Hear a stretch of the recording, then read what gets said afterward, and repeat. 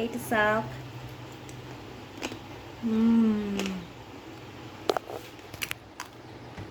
মজা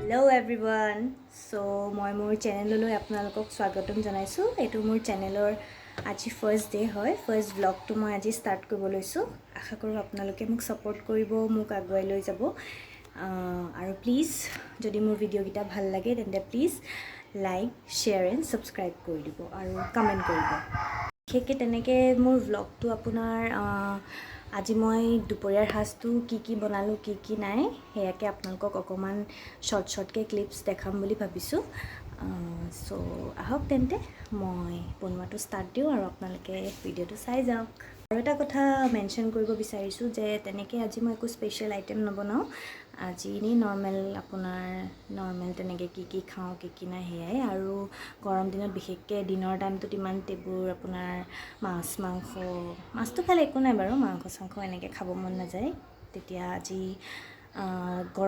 গৰম পৰিছে তাতে আৰু গৰমৰ দিনত টেঙা তেনেকৈ পিটিকা এইবিলাক খাই ভাল লাগে চ' সেনেকৈ আৰু মই মোৰ ভিডিঅ'টো ষ্টাৰ্ট কৰিম বুলি ভাবিছোঁ তো আহক তেন্তে বনাই যাওঁ আপোনালোকে চাই যাওক আৰু প্লিজ মোৰ চেনেলটো ছাবস্ক্ৰাইব কৰি দিব থেংক ইউ তো আজি মই বনাম আপোনাৰ টেঙা মৰা দিয়া মচুৰ দালি খাই পাইছে চাগে চ' মই এইটো কুকাৰত এতিয়া বইল কৰি দিম 2 বা 3টা চিটি মাৰি দিম তাৰপিছত মই তেল মাৰি দিম ঠিক আছে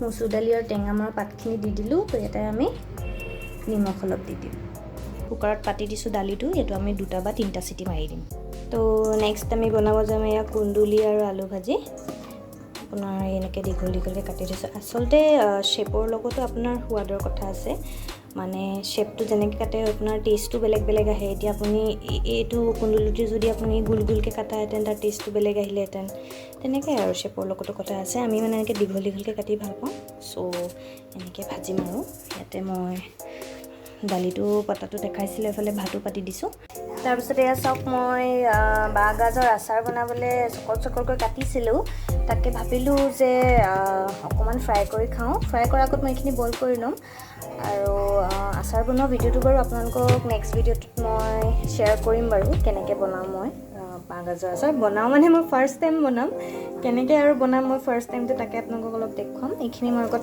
অলপমান ধুই ল'ম ধুই মেলি মই এইখিনি বইল কৰিম দালিটো আমাৰ হৈ গ'ল এতিয়া আমি ভাজিটো ষ্টাৰ্ট কৰিম তো ভাজিটো এয়া কেৰাহী পাতি দিছোঁ অলপ দেৰি গৰম হোৱাৰ পিছত ইয়াতে তেল দিম তেল অলপ ঢালি দিওঁ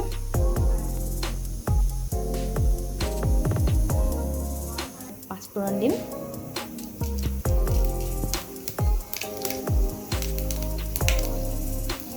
পাঁচফোৰণখিনি দিয়াৰ পিছত আমি দিম পিঁয়াজ আৰু জলকীয়া পিঁয়াজ দি দিছোঁ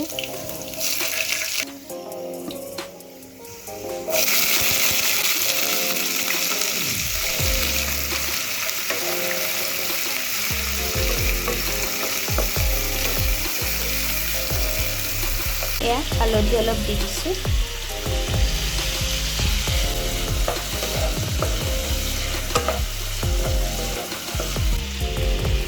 গেছটো অকণমান ল' কৰি এইখিনি ঢাকি থৈ দিম নেক্সট আমি কি কৰিম এই বাঁহগাজখিনি আমি বইল কৰি ল'ম এইখিনি আমি 5-10 মিনিটমান বইল কৰিম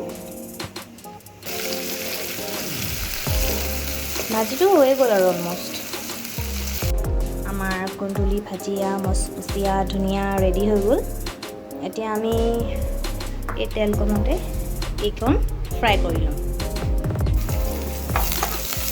নহৰু দিয়ে এইটো ভাজিকণ মই বনাম আকৌ নহৰু দি তেল মাৰি পিনি হালধি অলপ দি আপোনাৰ বাঁহগাজখিনি দি দিলে আপোনাৰ ধুনীয়াকৈ ফ্ৰাই হৈ খাবলৈও ধুনীয়া হালধি দি অলপ লৰাই এতিয়া আমি এইখিনি দি দিব পাৰোঁ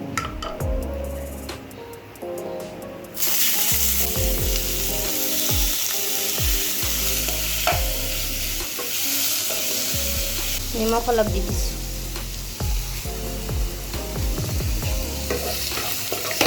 ভাজিকণ হোৱা মানে আমি এয়া কঁঠাল গুটি মই টাৱাখনতে পুৰিম। এনেকৈ আধা আধাকৈ ফালি ল'লে কঁঠাল গুটিটো সোনকালে সিজে। এনেকৈ মই দি দিম টাৱাখনতে। প্ৰথমতে গেছটো বঢ়াই থৈ দিম, তাৰপিছতে ল' কৰি দিম, নহ'লে গোটেই কঁঠাল গুটিকেইটা আপোনাৰ ক'লা ক'লা হৈ ছাই হৈ যাব। কঁঠাল গুটি পুৰিম, তাৰপিছত বেঙেনা পুৰিম, আৰু বেঙেনাৰ লগত কঁঠাল গুটি পুৰি পূৰা পিটিকা বনাই খাম। খাই পাইছেনে আপোনালোকে কঁঠাল গুটি আৰু বেঙেনা পিটিকা? খাই চাবচোন, খুব মজা লাগে, খুব মানে আমাৰ ঘৰৰ আটাইৰে প্ৰিয় এইটো খাদ্য। কালাৰটো মজা হৈছে, মজা। মোৰ ভাজিকণ হৈ গ'ল। কেৰাহী গৰম হৈ গৈছে, এতিয়া আকৌ পাঁচফোৰণ দিছোঁ। পাঁচফোৰণ দিয়াৰ পিছতে হালধি অলপ দি দিম, কাৰণ মই দালিত হালধি বইল কৰোঁতে হালধি দিয়া নাছিলোঁ, কাৰণ যদি মই বইল কৰোঁতে হালধি দি দিওঁ কুকাৰটো গোটেই হালধীয়া হৈ যায়, ধুবলৈ অকণ কষ্ট হয়। সেইকাৰণে মই বইল কৰোঁতে মই হালধি প্ৰায় নিদিওঁৱেই। কেতিয়াবা অকস্মাত যদি একেবাৰে তেল মাৰিব লগা হয় তেতিয়া মই হালধি দি দিওঁ, কিন্তু প্ৰায়ভাগে মই হালধি তেনেকৈ বইল কৰোঁতে দি নিদিওঁ কুকাৰত। অকণমান দেৰি ভাজি দালিখিনি দি দিওঁ।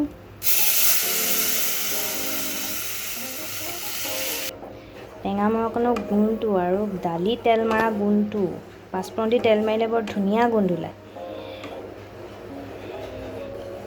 অকণমান দেৰি এতিয়া এনেকৈ দালিখিনি লৰাই দিম, যাতে গোটেইখিনি মিক্স হৈ যায়। অলপ দেৰি এনেকৈ উল্টা ছাইডটো আমি পুৰিম।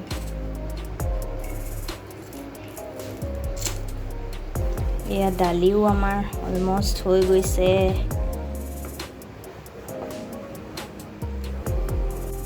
এইকণ চাওক, দালিকণ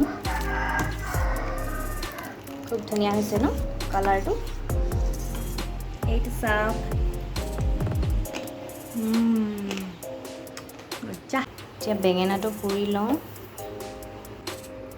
বেঙেনাটো এনেকৈ চাৰিওফালে দিব লাগিব, তেতিয়াহে আপোনাৰ গোটেইটো সিজিব। পিটিকাকণ আমি ৰেডি কৰোঁ। এয়া বেঙেনাটো পুৰা হোৱাৰ পিছত মই এনেকৈ বাকলিটো গুচাই ল'লোঁ, তাৰপৰা এইখিনি কঁঠাল গুটিখিনিও বাকলি গুচাই ল'লোঁ। এইখিনি মই মিহি মিহিকৈ কাটি লৈছোঁ, আপোনালোকে খুন্দিও ল'ব পাৰে। তাৰপিছতে পিঁয়াজ, এটা গোটা পিঁয়াজ এনেকৈ চকল চকল কৰি লৈছোঁ, আদা অলপ লৈছোঁ। তাৰপৰা আমি দিম আচাৰত জলকীয়া এয়া 3টা দি দিছোঁ, বেছি নাই দিয়া। এয়া জলকীয়াৰ তেল দি দিছোঁ, নিমখ।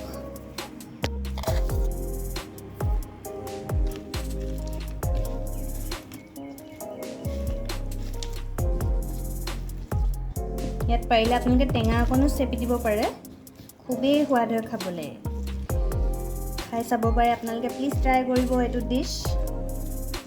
যোনে যোনে নাই খোৱা, প্ৰায়ভাগ চাগে খাইছে এইটো। ইয়াত খৰিচা অকণ দি দিলেও বহুত সোৱাদ হয় খাবলৈ। এয়া পিটিকাখিনি হৈ গৈছে, এতিয়া আমি ভাতটো বাঢ়ি খাই দিম আৰু। থালিখন আপোনালোকক এতিয়া ৰেডি কৰি দেখুৱাম মই, মোৰ ভাগৰ নিৰামিষ থালি। মোৰ থালিখন এয়া ৰেডি হৈ গৈছে। ইয়াতো পাপৰ, দালি, কুন্দুলি ভাজি, বাঁহগাজ ফ্ৰাই আৰু বেঙেনা আৰু কঁঠাল গুটি পিটিকা। আশা কৰোঁ আপোনালোকে মোৰ ভিডিঅ'টো চাই ভাল পালে। যদি ভাল পাইছে তেন্তে প্লিজ লাইক, শ্বেয়াৰ আৰু ছাবস্ক্ৰাইব কৰি দিব মোৰ চেনেলটো। আৰু মোক এনেকৈ আপোনালোকে ছাপোৰ্ট কৰিব, যাতে মই আৰু ধুনীয়া ধুনীয়া ভিডিঅ'জ, ব্লগছ লৈ আপোনালোকৰ ওচৰলৈ আহোঁ।